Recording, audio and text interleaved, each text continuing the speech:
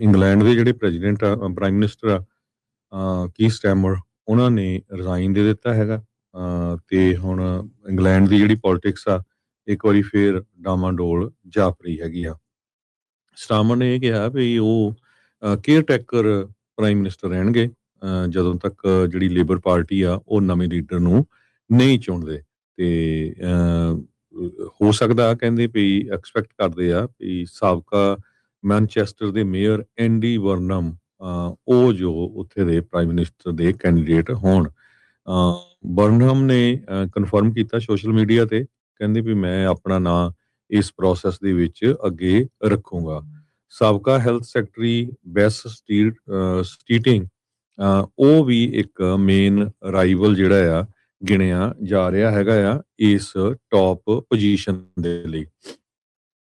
ਬਰਨਮ ਦੀ ਜਿਹੜੀ ਵਿਕਟਰੀ ਆ special parliament election ਦੇ ਵਿੱਚ ਪਿਛਲੇ ਹਫ਼ਤੇ ਹੋਈ ਆ, ਉਹਦੇ ਕਰਕੇ ਹੀ ਜਿਹੜਾ ਆ ਸਟੈਮਰ ਨੂੰ ਜਿਹੜਾ ਡਿਸੀਜਨ ਲੈਣਾ ਪਿਆ ਤਾਂ ਕਿ ਉਹ ਆਪਣਾ ਅਸਤੀਫਾ ਦੇ ਸਕੇ। ਸੋ ਇੰਗਲੈਂਡ ਦੇ ਵਿੱਚ ਇੱਕ ਵਾਰੀ ਫੇਰ ਜਿਹੜੀ ਸਰਕਾਰ ਆ ਉਹ ਕਾਫੀ ਡਾਮਾਡੋਲ ਆ ਤੇ ਉੱਥੇ ਦੇ ਜਿਹੜੇ ਪ੍ਰਾਈਮ ਮਿਨਿਸਟਰ ਆ ਕੀ ਸਟੇਮਰ, ਉਹਨਾਂ ਨੇ ਰਿਜ਼ਾਈਨ ਦੇ ਦਿੱਤਾ ਹੈ। ਕੱਲ ਪ੍ਰੈਜ਼ੀਡੈਂਟ ਟਰੰਪ ਉਹਨਾਂ ਨੇ ਵੀ ਅਨਾਉਂਸ ਕੀਤਾ ਸੀ, ਕਹਿੰਦੇ ਵੀ ਸੋਮਵਾਰ ਸਵੇਰ ਤੱਕ ਇੰਗਲੈਂਡ ਦੇ ਜਿਹੜੇ ਪ੍ਰਾਈਮ ਮਿਨਿਸਟਰ ਆ ਉਹ ਰਿਜ਼ਾਈਨ ਦੇਣ ਜਾ ਰਹੇ ਹੈਗੇ ਆ। ਇੰਗਲੈਂਡ ਦੀ ਜਿਹੜੀ ਅਗਲੀ ਇਲੈਕਸ਼ਨ ਹੋਣੀ ਹੈਗੀ ਆ ਉਹ 2029 ਦੇ ਵਿੱਚ ਹੋਣੀ ਹੈਗੀ ਆ ਤੇ ਉਹਦੇ ਵਿੱਚ ਹਜੇ ਕਾਫੀ ਲੰਮਾ ਸਮਾਂ ਆ। ਸਟੈਮਰ 6ਵੇਂ ਪ੍ਰਾਈਮ ਮਿਨਿਸਟਰ ਆ ਇਸ ਦਹਾਕੇ ਦੇ ਵਿੱਚ ਜੋ ਇੰਨੇ ਸ਼ਾਰਟ ਟਰਮ ਜਿਹੜੇ ਉਹ ਪ੍ਰਾਈਮ ਮਿਨਿਸਟਰ ਰਹੇ ਹੈਗੇ।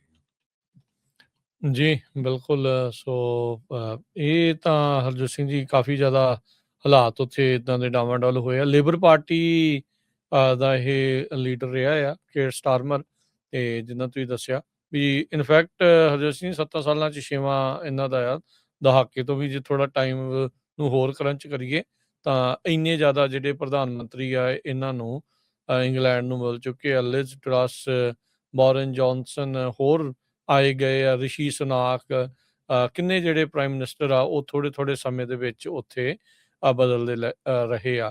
ਐਂਡੀ ਬਰਨਹੈਮ ਟ੍ਰੇਨ ਤੋਂ ਗਏ ਆ, ਉਸ ਤੋਂ ਬਾਅਦ ਦੇ ਵਿੱਚ ਉਹਨੇ ਹਰਜੋਤ ਸਿੰਘ ਜੀ ਕੈਬ ਦੇ ਉੱਤੇ ਗਿਆ ਆ। ਉੱਥੋਂ ਦੇ ਨਿਊਜ਼ ਚੈਨਲ ਕੱਲੇ ਉੱਥੇ ਹੈਲੀਕਾਪਟਰ ਉਹਦੇ ਉੱਤੇ ਜਿਹੜੇ ਉਹ ਲਾਏ ਹੋਏ ਸੀਗੇ ਵੀ ਕੱਲੀ ਮੂਵਮੈਂਟ ਜਿਹੜੀ ਉਸਦੀ ਨੋਟ ਕੀਤੀ ਜਾ ਰਹੀ ਸੀਗੀ।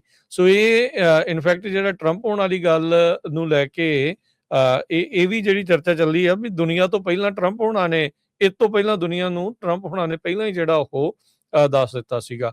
ਸੋ ਇੰਟਰਨਲੀ ਇਹਨਾਂ ਦੇ ਉਲਟ ਕਾਫੀ ਜ਼ਿਆਦਾ ਵਿਰੋਧਤਾ ਜਿਹੜੀ ਉਹ ਬਣ ਚੁੱਕੀ ਸੀਗੀ ਤੇ ਹੁਣ ਇਹ ਦੇਖਦੇ ਆ ਵੀ ਕਿਵੇਂ ਹੋਊਗਾ। ਇੱਕ ਹੋਰ ਚੈਲੰਜਰ ਹੋ ਸਕਦੇ ਆ ਬਰਨਹੈਮ ਦੇ ਨਾਲ ਵੈਸ ਸਟਰੀਟਿੰਗ। ਕਹਿੰਦੇ ਵੀ ਉਹਨਾਂ ਨੂੰ ਪਹਿਲਾਂ ਜਿਹੜਾ ਉਹ ਸੋਚਿਆ ਜਾ ਰਿਹਾ ਸੀਗਾ, ਪਰ ਉਹਨਾਂ ਨੇ ਖੁਦ ਬਰਨਹੈਮ ਨੂੰ ਸਮਰਥਨ ਦੇ ਕੇ ਆਪਣੇ ਆਪ ਨੂੰ ਇਸ ਦੌੜ ਚੋਂ ਬਾਹਰ ਕੱਢ ਲਿਆ ਹੈਗਾ ਆ। ਸੋ 2 ਸਾਲਾਂ ਦੇ ਵਿੱਚ ਲੈਂਡਸਲਾਈਡ ਵਿਕਟਰੀ ਹੋਈ ਸੀ ਇਹਨਾਂ ਦੀ, ਲੇਬਰ ਪਾਰਟੀ ਦੀ, ਇਸ ਇਲੈਕਸ਼ਨ ਦੇ ਵਿੱਚ। ਪਿਛਲੀਆਂ ਜਿਹੜੀਆਂ ਜਨਰਲ ਇਲੈਕਸ਼ਨ 'ਚ ਤਾਂ ਬਿਗੇਸਟ ਮੈਜੋਰਟੀ ਸੀਗੀ ਪਾਰਲੀਮੈਂਟ 'ਚ, ਤੇ ਤਾਂ ਵੀ ਜਿਹੜੀ ਆ ਉਹਨਾਂ ਨੂੰ ਅਸਤੀਫਾ ਜਿਹੜਾ ਉਹ ਦੇਣਾ ਪੈ ਗਿਆ।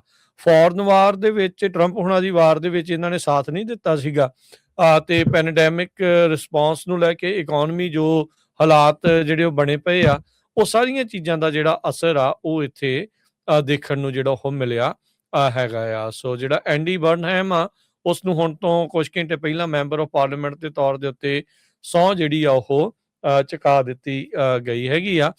ਸੋ ਇਹ ਜਿੱਦਾਂ ਤੁਸੀਂ ਦੱਸਿਆ ਵੀ ਉਹ ਫਰੰਟ ਰਨਰ ਇਸ ਤਰੀਕੇ ਦੇ ਨਾਲ ਹੈਗੇ ਆ। ਸੋ ਅੱਗੇ ਦੇਖੋ ਕਿਵੇਂ ਜਿਹੜਾ ਉਹ ਬਣਦਾ ਆ। ਕੰਜ਼ਰਵੇਟਿਵ ਪਾਰਟੀ ਆ ਉੱਥੋਂ ਦੀ, ਜਿਹੜੀ ਉਹਨਾਂ ਨੇ ਸਟਾਰਮਰ ਦੀ ਆਲੋਚਨਾ ਜਿਹੜੀ ਉਹ ਕੀਤੀ ਹੈ, ਕਹਿੰਦੇ ਵੀ ਇਹ ਟੈਰੀਬਲ ਪ੍ਰਾਈਮ ਮਿਨਿਸਟਰ ਸੀਗੇ ਤੇ ਉਹਨਾਂ ਨੇ ਕਿਹਾ ਵੀ ਜਲਦੀ ਤੋਂ ਜਲਦੀ ਜਿਹੜਾ ਨਵਾਂ ਪ੍ਰਧਾਨ ਮੰਤਰੀ ਆ ਉਹ ਉੱਥੇ ਲਾਇਆ ਜਿਹੜਾ ਹੋ ਜਾਵੇ। ਸੋ 10 ਡਾਊਨਿੰਗ ਸਟਰੀਟ ਦੇ ਬਾਹਰ ਖੜ ਕੇ ਅੱਜ ਜਿਹੜਾ 6ਵਾਂ ਪ੍ਰਾਈਮ ਮਿਨਿਸਟਰ ਜਿਹਨੇ ਰਿਜ਼ਾਈਨ ਕੀਤਾ ਆ ਇੱਥੋਂ ਪਿਛਲੇ 7 ਸਾਲਾਂ 'ਚ, ਉਸਨੇ ਅਸਤੀਫੇ ਦਾ ਜਿਹੜਾ ਉਹ ਐਲਾਨ ਕਰ ਦਿੱਤਾ ਸੀਗਾ।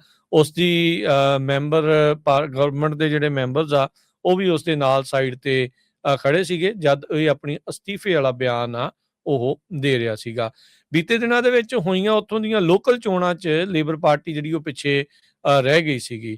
ਪਰ ਜੁਲਾਈ 2024 ਦੇ ਵਿੱਚ 650 ਸੀਟਾਂ 'ਚੋਂ ਹਰਜੋਤ ਸਿੰਘ ਜੀ ਇਹਨਾਂ ਦੀ ਪਾਰਟੀ 403 ਸੀਟਾਂ ਲੈ ਕੇ ਜਿਹੜੀ ਉਹ ਗਈ ਸੀ, ਜਿਸ ਨੂੰ ਕਿ ਉੱਥੇ ਲੈਂਡਸਲਾਈਡ ਵਿਕਟਰੀ ਦੇ ਤੌਰ ਦੇ ਉੱਤੇ ਦੇਖਿਆ ਜਿਹੜਾ ਉਹ ਹੋ ਜਾਂਦਾ ਆ। ਪਰ ਇਹ ਆ ਵੀ ਹੁਣ ਇੰਟਰਨਲ ਰਿਫਟ ਤੇ ਇਕੋਨਮੀ ਦੇ ਹਾਲ ਮਾੜੇ ਚੱਲਦੇ ਹੋਏ ਤੇ ਜਿਹੜਾ ਇਹਨਾਂ ਦੇ ਦੁਆਰਾ ਜਿਹੜਾ ਹਰਜੋਤ ਸਿੰਘ ਜੀ ਅਮਰੀਕਾ ਨੂੰ ਜਿਹੜਾ ਐਂਬੈਸਡਰ ਲਾਇਆ ਸੀਗਾ, ਜਿਹਦਾ ਨਾਂ ਐਪਸਟੀਨ ਫਾਈਲ ਦੇ ਵਿੱਚ ਆਇਆ ਸੀ, ਉਹਦੇ ਕਰਕੇ ਵੀ ਅਸਤੀਫੇ ਦੀਆਂ ਮੰਗਾਂ ਜਿਹੜੀਆਂ ਉਹ ਸ਼ੁਰੂ ਹੋ ਚੁੱਕੀਆਂ ਸੀਗੀਆਂ। ਪਰ ਇੰਗਲੈਂਡ ਦੇ ਵਿੱਚ ਇੱਕ ਵਾਰੀ ਫੇਰ ਨਵਾਂ ਰਾਸ਼ਟਰਪਤੀ ਜਿਹੜਾ ਉਹ ਆਉਣ ਜਾ ਰਿਹਾ ਆ। ਨਾਈਜਲ ਫਰਾਜ ਜਿਹੜਾ ਕਿ ਹਾਰਡ ਰਾਈਟ ਪਾਰਟੀ ਲੀਡਰ ਆ ਉੱਥੇ ਦਾ, ਰਿਫਾਰਮ ਪਾਰਟੀ ਦਾ, ਉਹਨੇ ਜਨਰਲ ਇਲੈਕਸ਼ਨ ਦੀ ਮੰਗ ਜਿਹੜੀ ਕੀਤੀ ਆ। ਉਹਨੇ ਕਿਹਾ ਵੀ ਇਹ ਸਾਰੀਆਂ ਚੀਜ਼ਾਂ ਦੇ ਮੱਦੇਨਜ਼ਰ ਯੂਕੇ ਦੇ ਵਿੱਚ ਜਨਰਲ ਇਲੈਕਸ਼ਨ ਜਿਹੜੀਆਂ ਉਹ ਦੁਬਾਰਾ ਕਰਵਾਉਣੀਆਂ, ਜਲਦੀ ਕਰਵਾਉਣੀਆਂ ਚਾਹੀਦੀਆਂ ਨੇ। ਜੀ ਬਿਲਕੁਲ। ਸੋ ਇਨਵੈਸਟਰ ਜਿਹੜੇ ਆ ਉਹ ਬ੍ਰਿਟਿਸ਼ ਦੀ ਇਕੋਨਮੀ ਨੂੰ ਲੈ ਕੇ ਕਾਫੀ ਚਿੰਤਤ ਹੈਗੇ ਆ। ਉਹਨਾਂ ਨੇ ਕਿਹਾ ਵੀ ਇਹ ਜਿਹੜੇ ਹੁਣ ਪ੍ਰਾਈਮ ਮਿਨਿਸਟਰ ਚੇਂਜ ਹੋਏ ਆ, ਹੋਪਫੁਲੀ ਇਹਦੇ ਨਾਲ ਕੁਛ ਜਿਹੜੀ ਸਟੇਬਿਲਿਟੀ ਆਊਗੀ।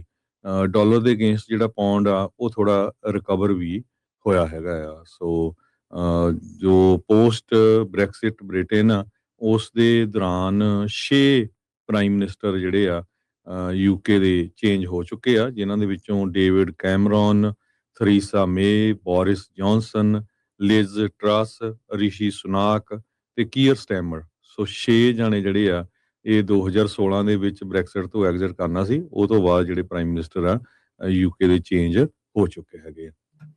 ਜੀ।